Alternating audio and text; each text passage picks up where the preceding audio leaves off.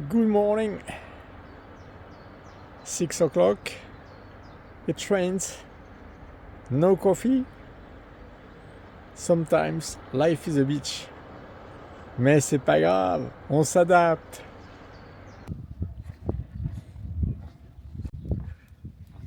Il est 7 heures maintenant. Il n'y a toujours rien d'ouvert. Par contre, il ne pleut plus. Tout au bout du village, il y a une supérette qui vient d'ouvrir. Je vais tenter ma chance.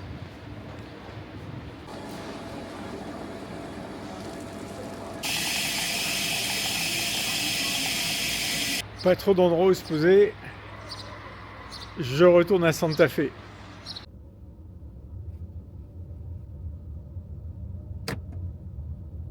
Je suis reparti. Vous vous souvenez du château d'hier? J'essaie de m'approcher de cet endroit-là. Je longe la côte. Droit devant le château. Bien en vue. Je tente une approche par l'autre côté, du côté de la mer. Pour mieux l'approcher, je me suis arrêté. Je me fais une petite balade à pied, il n'y a rien de tel. Ça sent très bon en plus.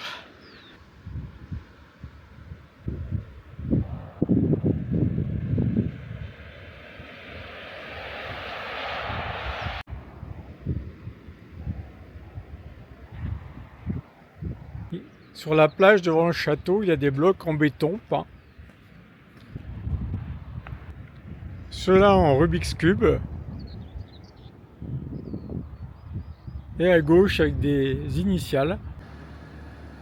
Je suis vraiment envoûté par ce château et ce paysage.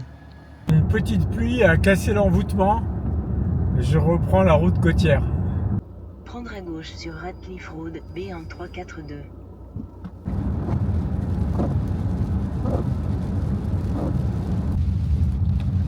Sous une belle pluie, j'arrive à Berwick. Berwick upon Tweed.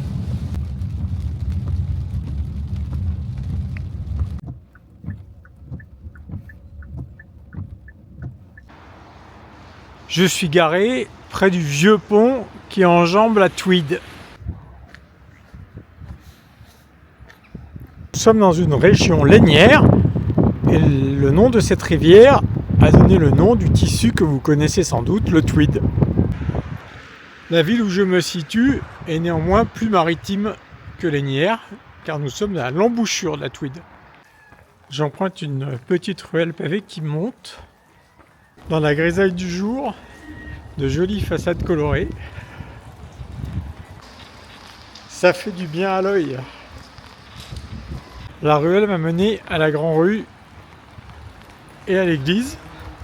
Un peu comme l'église de Birmingham l'autre jour, construite en mode forteresse.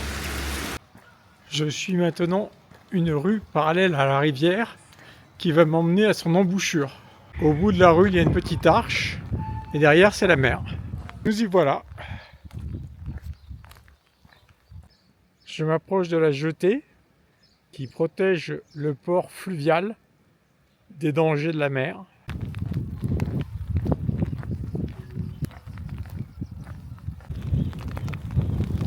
Au bout de la jetée, le phare de Berwick.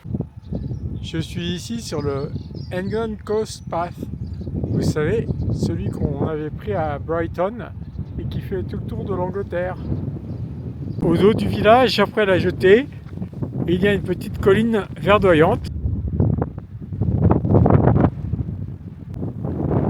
Et sur cette colline, juste en bord de mer, un magnifique terrain de golf.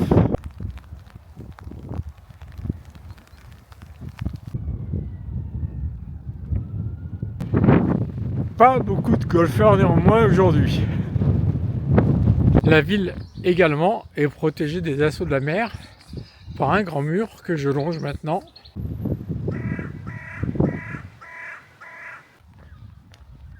Je continue à longer les murs en remontant la rivière. Il y a là de belles maisons de capitaines, à l'architecture un peu austère. Je suis descendu des murs et je suis à ce qu'il reste du port, car je viens de voir qu'il s'est transporté sur l'autre rive. Après le vieux port, je retrouve le vieux pont et Santa Fe aussi. J'ai quitté le bord de mer et je fais route vers l'ouest, vers l'intérieur du pays.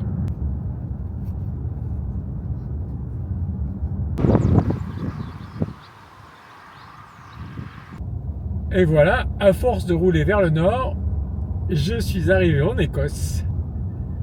J'ai changé de nation sans changer d'état. Je traverse de vastes espaces agricoles que je devine plutôt que je ne les vois, car la route est constamment enfermée entre deux haies.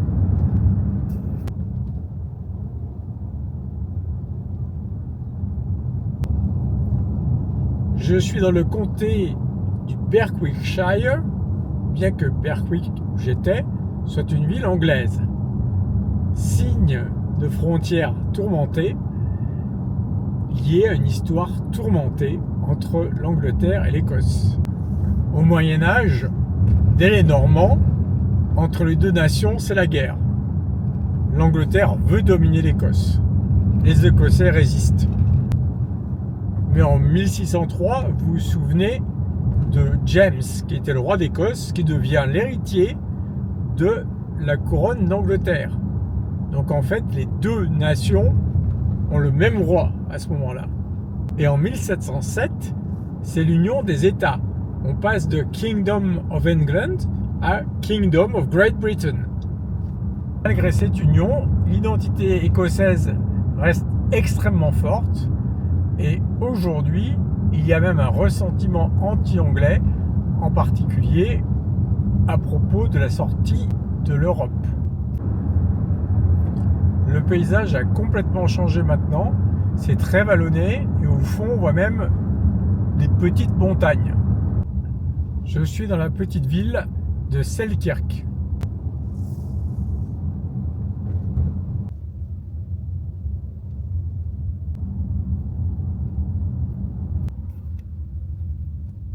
À la sortie du village, au bout d'une zone industrielle, j'arrive à Loch Carron.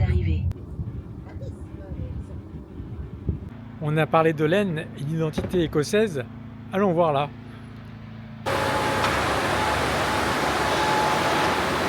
Nous sommes dans l'atelier de fabrication du tartan, le tissu traditionnel écossais. Ça, c'est une cuve à teinture. Ça s'appelle un dye pot. On s'avance vers le tissage.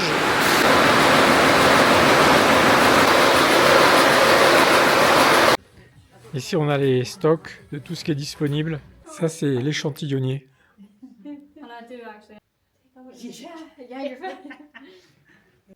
Et ici, on a les produits finis dans la boutique.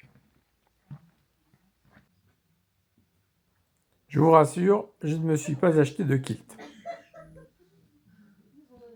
Je traverse maintenant les petites montagnes qu'on voyait ce matin. Je traverse à présent la ville de Galashiels.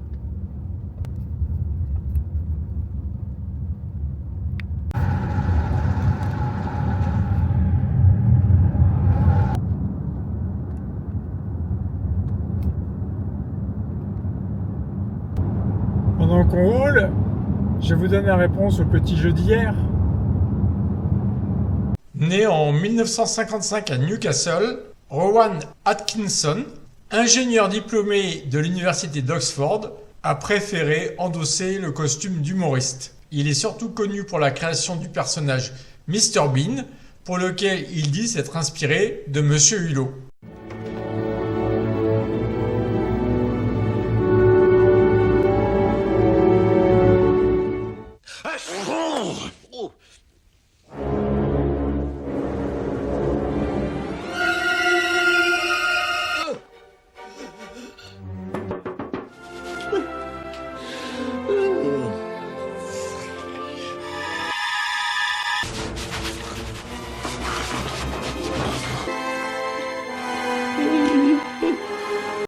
Et on poursuit vers le nord.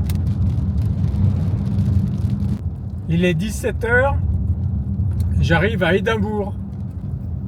qui visiblement a aussi de grands parcs.